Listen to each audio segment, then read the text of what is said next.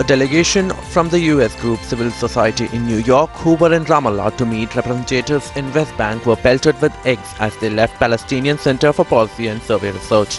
Several groups protested as the group came out of the building holding banners that read, "US is the problem and not the solution."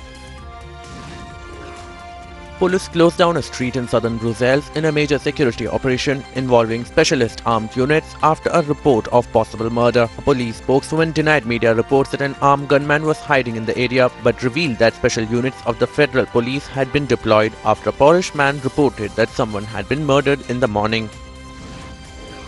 Scotland Yard will probe a letter containing white powder that was sent to Prince Harry and Meghan Markle. The powder that was initially suspected to be anthrax was received at St. James Palace in central London.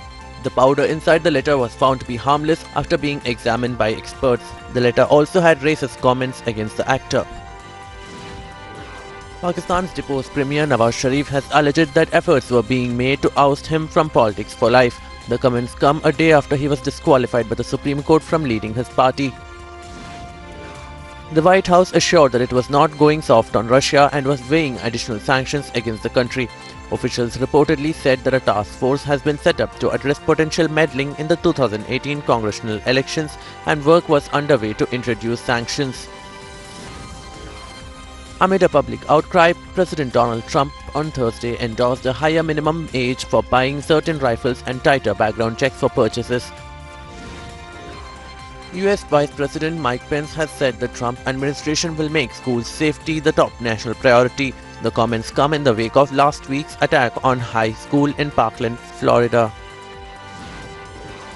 World leaders call for an urgent ceasefire in Syria as government forces pounded the opposition-controlled eastern suburbs of the capital in a crushing campaign that has left hundreds of people dead in recent days. The UN Security Council is expected to vote on a resolution ordering a ceasefire to allow relief agencies to deliver aid around Syria and evacuate critically sick and wounded from besieged areas. Russian Foreign Minister Sergei Lavrov has said that Moscow would consider supporting a United Nations Security Council resolution calling for a ceasefire in Syria as long as it did not cover fighters from the Islamic State group and other terror groups. Mourners came in throngs to pay respects to the family of a Palestinian man who was killed by Israeli soldiers in West Bank. The 33-year-old's death has flagged off a fresh wave of protests and fresh friction between Palestinians and Israeli forces.